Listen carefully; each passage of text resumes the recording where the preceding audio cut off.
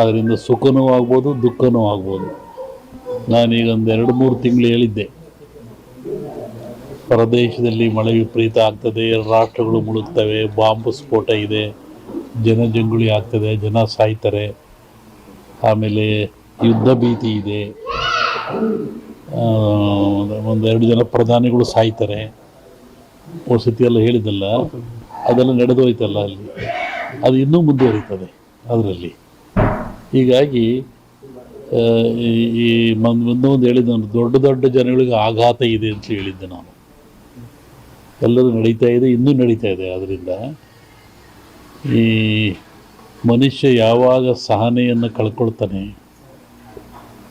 ನೆಮ್ಮದಿಯನ್ನು ಕಳ್ಕೊಳ್ತಾನೆ, ಕೋಪಕ್ಕೆ ತುತ್ತಾಗ್ತಾನೆ, ಅವಘಡಗಳು ಅವನಿಗಿದ್ದೇ. ಅದಕ್ಕೆ ಯಾವುದೋ ಬೆಳಗ್ಗೆ ನಾನು ಟಿ ವಿನಲ್ಲಿ ನೋಡ್ತಾ ಇದ್ದೆ, ಅಲ್ಲಿ ಒಂದು ಕೂತಾಗ ನಾನು ಕೋಡಿಮಠಕ್ಕೆ ಹೋಗಿದ್ದೆ, ಸ್ವಾಮಿಗಳು ಸಿಟ್ಟು ಕಮ್ಮಿ ಮಾಡು ಅಂತ ಹೇಳಿದರು. ಮತ್ತಿನ್ನೂ ಸ್ವತಃ ಕಮ್ಮಿ ಮಾಡಿದೆಯಾ ಅಂದರು. ಉಮಾಪತಿ ಅಂತ ಟಿ ವಿನಲ್ಲಿ ಹೇಳ್ತಿದ್ದ, ದರ್ಶನ್ಗೆ ಅವನು ಗಲಾಟೆ ಆಗಿತ್ತಲ್ಲ, ಅವನು ನೀನು ಒಳ್ಳೆಯ ತಂದೆ ತಾಯಿ ಮಾತು ಕೇಳು ಅಂತ ಹೇಳಿದರು. ಈಗ ನಾನು ಭಾಳ ಸಾಹುಕಾರರಾಗಿದ್ದೀನಿ, ಅವನ ಜಗಳಕ್ಕೆ ಹೋಗ್ಬೇಕಾಯ್ತು, ಹೋಗಲಿಲ್ಲ ಅಂತಲೇ ಹೇಳ್ತಾ ಇದ್ದ ಟಿ ವಿನಲ್ಲಿ. ಹಾಗೆ ಮನುಷ್ಯನಿಗೆ ಕರೆಯದೇ ಬರುವವನು, ಬರೆಯದೇ ಓದುವನು, ಬರಿಗಾಲಲ್ಲಿ ನಡೆಯುವನು, ಕರೆಯದೇ ವಸ್ತ್ರದಾನ ಮಾಡಿದರು, ನಿಮಗೆಲ್ಲ ಸೇರಿಸಿದರು, ಪಾದ ಪೂಜೆ ಮಾಡಿದರು, ಗುರು ವಂದನೆ ಲವ್ ಅಡ್ವೊಕೇಟು, ಆಧ್ಯಾತ್ಮಿಕವಾಗಿ ಅವನು ಸೇವೆ ಮಾಡಿದ. ಕರಿಬೇಕು, ಕರಿಬಾರ್ದು ಅಂತೇನಿಲ್ಲ. ಮತ್ತು ಕರೆದೇ ಬರೋನು ಯಾರು? ಕರೆಯದೇ ಬರುವವನ ಯಾರಪ್ಪ? ಯಾವಾಗ ನಮ್ಮಲ್ಲಿ ಬಂಡವಾಳ ಕಮ್ಮಿ ಆಗುತ್ತೆ, ತಕ್ಷಣ ಬರೋದೇ ಕೋಪ, ಸಡನ್ ಕೋಪ ಬಂದ್ಬಿಡುತ್ತೆ.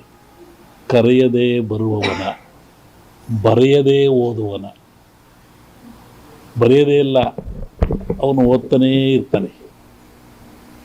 ಯಾರು? ಕಣ್ಣು ಬರೆಯುತ್ತಾ? ಅದು ಓದುತ್ತೆ. ಬರಿಗಾಲಲ್ಲಿ ನಡೆಯುವನ, ಬರಿಗಾಲಾಗ ಕಳ್ಳ ಆಗ್ಬಿಡ್ತಾನೆ, ಬಾಕಿ ಜಬ್ಲಕ್ಕೆ ಆಗೋದಲ್ಲ. ಮತ್ತು ಯಾರು ಬರಿಗಾಲ ನಡೆಯುವನು? ಮನಸ್ಸು. ಒಳಗೆ ಮನಸ್ಸಿದೆಯಲ್ಲ, ಎಲ್ಲಿಂದ ಎಲ್ಲಿಗೆ ಹೋಗ್ಬಿಡ್ತಿದ್ದು ಮನಸ್ಸು. ಈ ಮೂರನ್ನು ನಿಯಂತ್ರಣ ಇಟ್ಕೊಂಡ್ರೆ ಮನುಷ್ಯನ ಹುಟ್ಟಿಕ್ಕೂ ಸಾರ್ಥಕ ಆಗ್ತದೆ. 84 ಲಕ್ಷ ಜೀವರಾಶಿಗಳಲ್ಲಿ ಮಾನವ ಜನ್ಮ ಶ್ರೇಷ್ಠವಾದದ್ದು. ನೀರಿನಲ್ಲಿ 21 ಲಕ್ಷ, ಗಾಳಿಯಲ್ಲಿ 21 ಲಕ್ಷ, ಭೂಮಿಯಲ್ಲಿ 21 ಲಕ್ಷ, 21 ಲಕ್ಷ, 84 ಲಕ್ಷಗಳಿಂದ ಈ ಆತ್ಮ ಅನ್ನೋದು ಬಂದದೆ. ಕೋಟಿ ಕೋಟಿ ಕೋಟಿ ವರ್ಷ ಆಯ್ತು ಮನುಷ್ಯ ಜನ್ಮ ಬರಬೇಕಾದ್ರೆ. ಗಾಯಿ, ಹದ್ದು ಕರಿತವಲ್ಲ, ಭೂಮಿಲಿ, ನೀರಿನಲ್ಲಿ ಈ ಆತ್ಮ ಬರುವಾಗ ಅದು ಏನಾಯಿತು? 84 ಲಕ್ಷ ಜೀವರಾಶಿಗಳಿಂದ ಕಡೆಯದಾಗಿ ಮಾನವ ಜನ್ಮಕ್ಕೆ ಬಂತು. ಇದು ಕಡೆಯ ಜನ್ಮ. ಅದಕ್ಕೆ ದಾಸರು ಹೇಳಿರು, ಮಾನವ ಜನ್ಮ ಹಾಳು ಮಾಡಿಕೊಳ್ರಪ್ಪ ಹುಚ್ಚಪ್ಪಗಳಿರ, ಇಂಥ ಜನ್ಮ ಸಿಕ್ಕಿತೇನ್ರಪ್ಪ ಅಂತ. ಈ ಮಾನವ ಜನ್ಮಕ್ಕೆ ಬಂದಾಗ ಭಗವಂತ ಇಟ್ಟ, ಕೋಪ ಇಟ್ಟ, ಆಸೆ ಇಟ್ಟ, ದ್ವೇಷ ಇಟ್ಟ, ಅಸೂಯೆ ಇಟ್ಟ, ಸಂತೋಷ ಇಟ್ಟ. ಇವೆಲ್ಲವನ್ನು ಗೆದ್ದು ನಂತಕ್ಕೆ ಬಂದ. ಇವರಾಗೆಲ್ಲ ಸೋತ್ರೆ ಮತ್ತೆ ಹಿಂದಕ್ಕೋಗೋದೆ ಕೋಟ್ಯಾನುಗಟ್ಟಲೆ. ಹಾಗಾಗಿ ಮನುಷ್ಯ ಜನ್ಮ ದೊಡ್ಡದು. ಈ ಜನ್ಮ ನಾವಿದ್ದಾಗ ಅರಿಷಡ್ವರ್ಗಳನ್ನು ಗೆಲ್ಲಬೇಕು.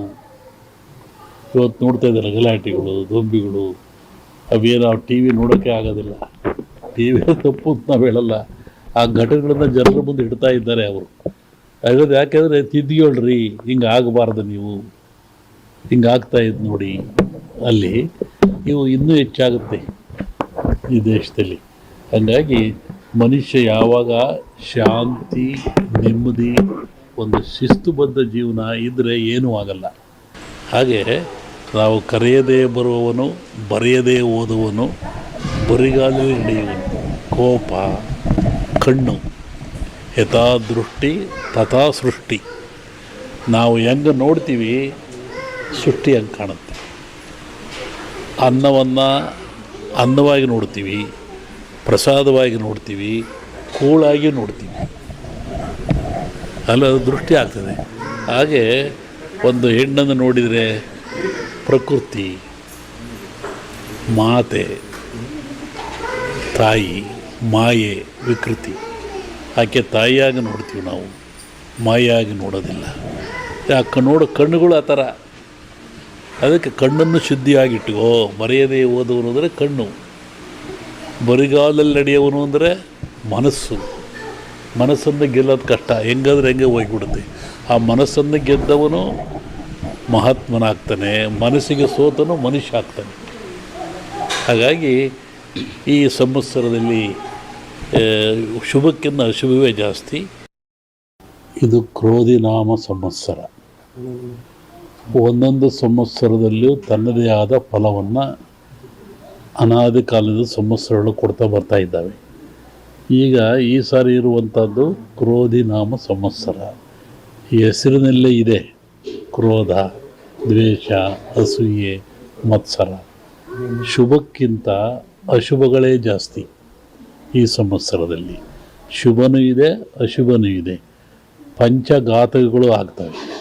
ಪಂಚಘಾತಕ ಅಂದರೆ ಭೂಮಿಘಾತಕ, ಬ್ರಿಕ್ಸ್ ಬಿಡ್ತಕ್ಕಂಥದ್ದು, ನಡುಗ್ತಕ್ಕಂಥದ್ದು, ಮತ್ತು ವಿಪರೀತವಾದ ಹೀಟ್ಗಳು, ಶೀತ ಕೊಡ್ತಕ್ಕಂಥದ್ದು. ಜಲಕಂಟಕನೂ ಇದೆ, ನೀರಿನಿಂದಲೂ ಆಪತ್ತಿದೆ, ಅಗ್ನಿಯಿಂದಲೂ ಆಪತ್ತಿದೆ. ನೀರು, ಅಗ್ನಿ, ವಾಯುವಿಂದಲೂ ಆಪತ್ತಿದೆ. ಹೀಗಾಗಿ ಈ ಪಂಚಕಂಠಗಳನ್ನು ಗೆಲ್ಲೋದೇ ಕಷ್ಟ. ಇದು ಕ್ರೋಧಿನಾಮ ಸಂವತ್ಸರ. ಪಾಪ ಜಲವೃಷ್ಟಿ ಆಗೋ ಲಕ್ಷಣ ಇದೆ. ಆನಂತರ ಈ ಸಂವತ್ಸರದ ಫಲ ಗುರು ಶಿಷ್ಯನಾಗ್ತಾನೆ, ಶಿಷ್ಯ ಗುರು ಆಗ್ತಾನೆ. ಈ ಸಂವತ್ಸರದಲ್ಲಿ ವಿಶೇಷವಾಗಿ ಹೆಣ್ಣು ಮಕ್ಕಳ ಪ್ರಾಬಲ್ಯ ಹೆಚ್ಚುತ್ತದೆ. ಅದರಿಂದ ಸುಖನೂ ಆಗ್ಬೋದು, ದುಃಖನೂ ಆಗ್ಬೋದು. ನಾನೀಗ ಒಂದು 2-3 ತಿಂಗಳು ಹೇಳಿದ್ದೆ, ಪ್ರದೇಶದಲ್ಲಿ ಮಳೆ ವಿಪರೀತ ಆಗ್ತದೆ, ರಾಷ್ಟ್ರಗಳು ಮುಳುಗ್ತವೆ, ಬಾಂಬ್ ಸ್ಫೋಟ ಇದೆ, ಜನಜಂಗುಳಿ ಆಗ್ತದೆ, ಜನ ಸಾಯ್ತಾರೆ, ಆಮೇಲೆ ಯುದ್ಧ ಭೀತಿ ಇದೆ, 1-2 ಜನ ಪ್ರಧಾನಿಗಳು ಸಾಯ್ತಾರೆ. ವಸತಿಯೆಲ್ಲ ಹೇಳಿದ್ದಲ್ಲ, ಅದೆಲ್ಲ ನಡೆದೋಯ್ತಲ್ಲ ಅಲ್ಲಿ, ಅದು ಇನ್ನೂ ಮುಂದುವರಿತದೆ ಅದರಲ್ಲಿ. ಹೀಗಾಗಿ ಈ ಒಂದೊಂದು ಹೇಳಿದ್ದೆ ನಾನು, ದೊಡ್ಡ ದೊಡ್ಡ ಜನಗಳಿಗೆ ಆಘಾತ ಇದೆ ಅಂತ ಹೇಳಿದ್ದೆ ನಾನು. ಎಲ್ಲರೂ ನಡೀತಾ ಇದೆ, ಇನ್ನೂ ನಡೀತಾ ಇದೆ. ಆದ್ದರಿಂದ ಈ ಮನುಷ್ಯ ಯಾವಾಗ ಸಹನೆಯನ್ನು ಕಳ್ಕೊಳ್ತಾನೆ, ನೆಮ್ಮದಿಯನ್ನು ಕಳ್ಕೊಳ್ತಾನೆ, ಕೋಪಕ್ಕೆ ತುತ್ತಾಗ್ತಾನೆ, ಅವಘಡಗಳು ಅವನಿಗಿದ್ದೇ. ಅದಕ್ಕೆ ಯಾವುದೋ ಬೆಳಗ್ಗೆ ನಾನು ಟಿ ವಿನಲ್ಲಿ ನೋಡ್ತಾ ಇದ್ದೆ, ಅಲ್ಲಿ ಒಂದು ಕುತ್ತಾಗ, ನಾನು ಕೋಡಿಮಠಕ್ಕೆ ಹೋಗಿದ್ದೆ, ಸ್ವಾಮಿಗಳು ಸಿಟ್ಟು ಕಮ್ಮಿ ಮಾಡು ಅಂತ ಹೇಳಿದರು. ಮತ್ತಿನ್ನೂ ಸ್ವತಃ ಕಮ್ಮಿ ಮಾಡಿದೆಯಾ ಅಂದರು. ಉಮಾಪತಿ ಅಂತ ಟಿ ವಿನಲ್ಲಿ ಹೇಳ್ತಿದ್ದ.